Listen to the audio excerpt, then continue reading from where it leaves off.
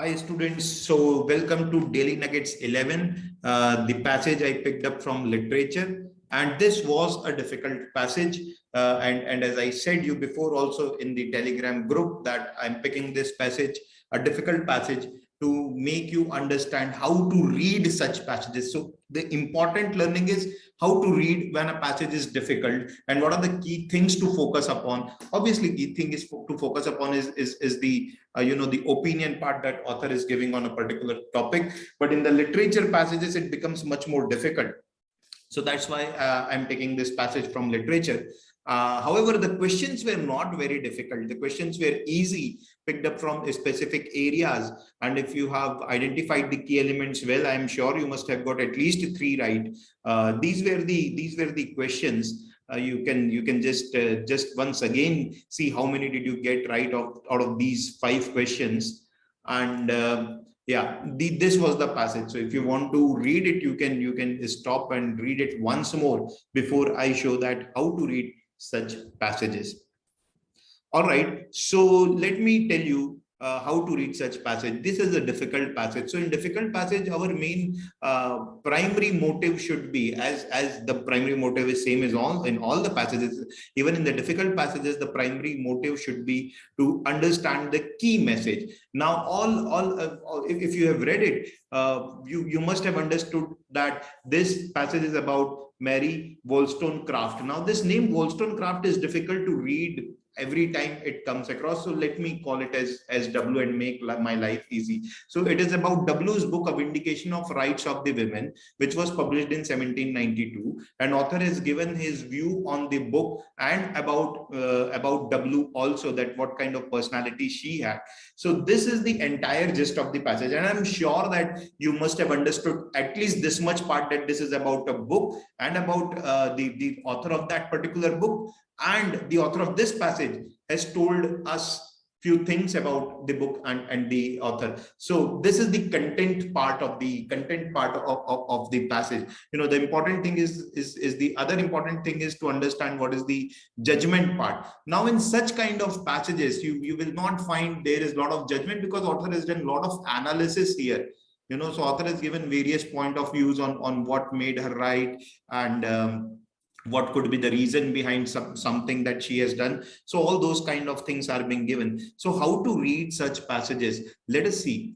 Now, these are what I have done is side by side. I have kept the original passage and the edited version. What do I mean by edited version? I have deleted all those lines which are unnecessary, all those words that are unnecessary. Without these words or these lines, I can understand the gist of the passage. Obviously, to do so, I have to read it once, and then only when I read it second time, I can edit the lines, or I can delete the lines, rather I should say. So it requires 2 reading. But then you will say that, sir, we don't have that much time in CLAT exam. Obviously, if a passage is difficult, you should not solve it. You should only solve it if you have time remaining with you, not in the first go.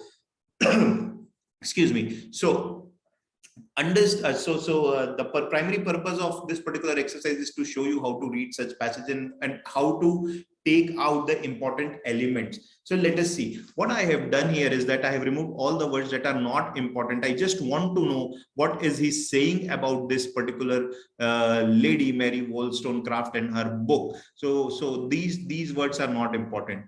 A Vindication of the Rights of the Women. It's just a jargon. It's a book's name. I can remove it. So important thing is Mary Wollstonecraft's book was the first truly feminist treatise acknowledged by English public. This is important, that it was the first truly feminist treatise. And other thing, the next line, what is important? Its importance is demonstrated by many recent critics who have. So many recent critics may have said something, and that is why this is still important. So important thing to understand from this particular first paragraph is simply that it was the first truly feminist treatise, and it is still important because many recent critics have said something about it. Whatever they may have said, good or bad, Even if they are saying bad, it still remains important. If they are saying good, of course it remains important. So these things, that what they have said, for the time being, you can say that not important. Of course, question can be asked from that area, and question was asked, so you need to go back and check. But firstly, if we see, you can solve the questions if you understand the main idea of the passage.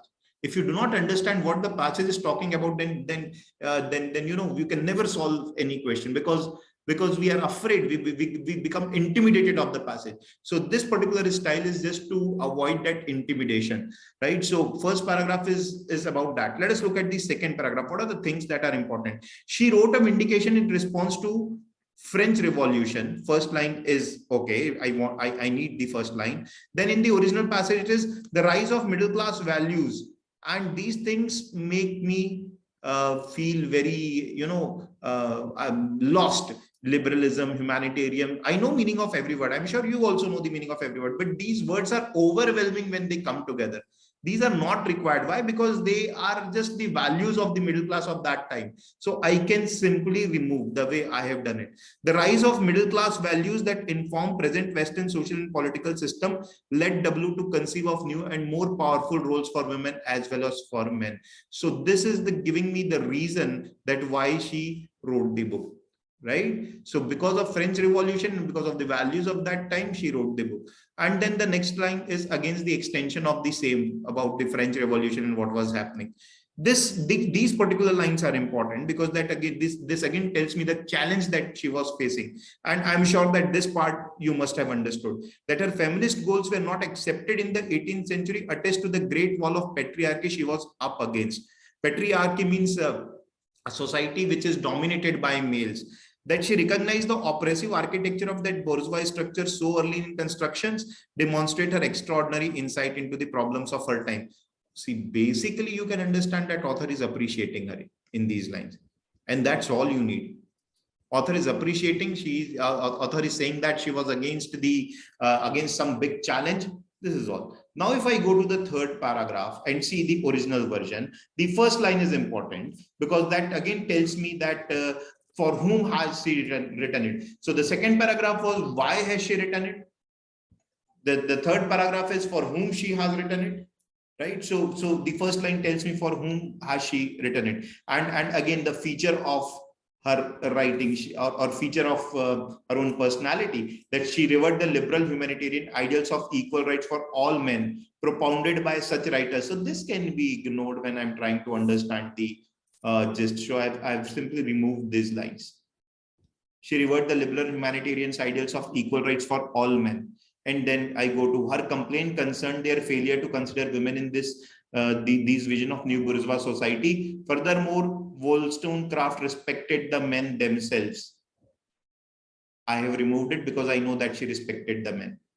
Her failure to condemn those who were proclaiming women's inferiority can be best understood through feminist theoretical concept of double bind. So there is some theoretical concept of double bind, and author has explained it here, that what is that concept. Okay. Now, when you read a passage, I always tell that it is not necessary that you should understand the meaning of each and every line. What is necessary is that you should understand the role that a particular line is playing. So even if you have not understood the meaning, and you have understood that, okay, this line is playing this role, this line is an example. This line, for example, this one, although Wollstonecraft recognized women's separations, he nonetheless identified this particular line is explanation of the concept of double bind. Even if I don't understand what it means completely, I know that if a question is asked on double bind, I have to go and read this area. This is what is required, and not understanding each and every line. Please keep this in mind. Now, once I have done this, once I have identified that the important lines, maybe I would have, what have I done? Maybe I have reduced this passage to 2/3 of its original limit by editing. Now, what I will do is that I will write the important ideas of each of the paragraph, because in such passages I cannot, it's very difficult to frame the coherent main idea, because the passage itself I have understood in bits and pieces. So when I understand the passage in bits and pieces, it always makes sense to form 3 paragraphs. I mean, as many paragraph and from the key message of that paragraph. So paragraph number 1, let us focus only on the paragraph number 1, and this is the main message. It was the first truly feminist treaty. It is still important. This is the key message, right? In the paragraph number 2, French Revolution causes her to write the book. She has extraordinary insights into the problems of her time. I have summarized it. This is paragraph number 2. That this is what I have understood. Paragraph number 3, written as response to that of male philosophers. Equal rights for all men. She wanted equal rights for all men. She respects men. Now understand, this man means human beings and this man means male here. The same word is used in 2 different senses. I'm sure you must have understood that. She respects men, failed to condemn those who proclaimed women as inferior. She respects men and she also fails to condemn those who proclaim women as inferior. This is analytical style of writing. Why? Because if you see paragraph number 1 and 2 more on talks about the author, that is W, in positive light, and paragraph number 3 perhaps through some negative part on W. So it's an analytical style of writing, and her writing style has been analyzed, her book has been analyzed, the purpose behind it has been told. So this is analytical style of writing. Let us look at the question. Which of the following is true with respect to recent critics of W's book? Now, in such kind of passage, we can be overwhelmed by the information that's been given. But you know, these words give me the hint from where this question is picked. This is recent critics. Recent critics have only been talked about in the first paragraph. Let us see what it was talked about. Many recent critics who have addressed W, sometimes dated, sometimes surprisingly modern themes, as well as her unusually diverse writing style. What is being said? Sometimes dated, sometimes modern. So her writing style has flavor of not being in time and also being modern, and her usually diverse writing style. So what could be the answer? Contemporary critics have written little in direct response to Wollstonecraft, opposite of what is being mentioned. Cannot be the answer. Contemporary critics examined W's philosophical treatise regarding its background and its often criticized style. Have they done that? Is it mentioned that they are examining the background? Out of scope, out of purview? Cannot be the answer. Contemporary critics examine the relevance of W's book in the light of recent feminist literary theory. Till this point, everything is fine. But with respect to recent feminist literary theory, again, not given in the passage, out of purview. Just look at those 2 lines where modern critics were mentioned. The contemporary critics exhibit significance of W's book by referring to the way she writes. Yeah. What are they doing? Sometimes dated, sometimes modern theme, as well as diverse writing style. This is the best I can say about it out of the 4 options. So D is the right answer. Other 3 were having traps. Second one was very, very easy. According to the passage, which of the following is related to the rise of French Revolution? Directly given. This you should have got right. Answer is A. Okay. I don't think there is anything else to mention because nothing, silver revolution, peasant revolution, these are not at all mentioned in the passage. Next, according to the passage, what is true? W argues that reason is essential for the development of morals. Looks a decent option because she has talked about reason. W revered men as manifestation of reason. Okay, she revered men as manifestation of reason. Revered means a degree higher than respect. A degree higher than respect. Okay. Well, W argues that women lack reason because they are denied educational opportunities. This definitely is not the answer. In the passage, nothing of this sort is being mentioned. Nothing of this sort of education is mentioned. So this cannot be the answer, out of his scope. W respected men because only they had the power to reason. Only they had the power to reason. Looks a bit extreme, but let us see that why she respects men. Where is it given? It is given somewhere in this paragraph, right? She revered the liberal humanitarian ideals of equal rights for all men propounded by these writers. Her complaint concerned their failure to consider women in these visions of a new bourgeois society. Furthermore, W respected the men themselves. Okay, it's given here. Perhaps to an extreme. Okay. So she respected perhaps to an extreme. That means a degree higher than extreme. it's a degree higher than respect. So I can say rever is a right word. As supreme philosophers, why did she rever them? As supreme philosophers and as embodiments of reason itself, given here. So this is the right answer. Many would have said that this looks like an extreme word, but this is not, because it is given. She respects them, perhaps to an extreme. Extreme respect is reverence. This is what reverence means. So answer is B. This option D, only they had the power to reason, rotten word. W argues that reason is essential for the development of moral, not given in the passage, that it is essential for the development of moral. In fact, nothing of the sort of moral is given. So let us not mark that. Answer is B. Fourth, according to the passage, to whom is a vindication addressed? It's given. Very easy question. From this story, we can account for the fact that her treatise responds to those written by the male philosophers of the period. It is addressed to, it is written in response to the male philosophers of that period. Okay.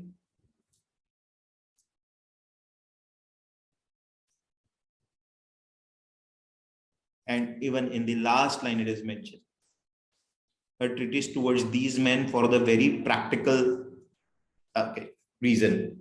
Might some word is missing maybe. So the right answer is option number A. It is addressed to aristocracy, contemporary critics. No, all wrong. It's directly given in the passage at two places. Which of the following is true according to the passage? W did not criticize all the oppressors, for they were ones who had political force and power to change things. W did not openly criticize all oppressors of women due to their established superiority. W did not criticize oppressors of women because hers and theirs moral coincided, and did not criticize all oppressors because of her inert fear. Let us see. This is directly given. Why did she not criticize? Her failure to condemn those who were proclaiming women's inferiority can be best understood with the feminist theoretical concept of double mind. Although W recognized women's oppression and the fact that these respected treatises in sex, she nonetheless identified with those philosophers who shared her own humanitarian values. Right? So this is given. Answer is option number C. A is not given in the passage. So out of scope. W did not openly criticize all oppressors due to their established superiority. Again, it is not mentioned that they were superior and it was established fact. Fear is also out of scope. This is picked directly from this particular area. So answer is option number C. So if you see, the questions were easy. The passage was difficult, but the questions were direct in nature. I hope that you have understood how to read such passages and not feel intimidated about it. Of course, solve it only if you have time left in the exam.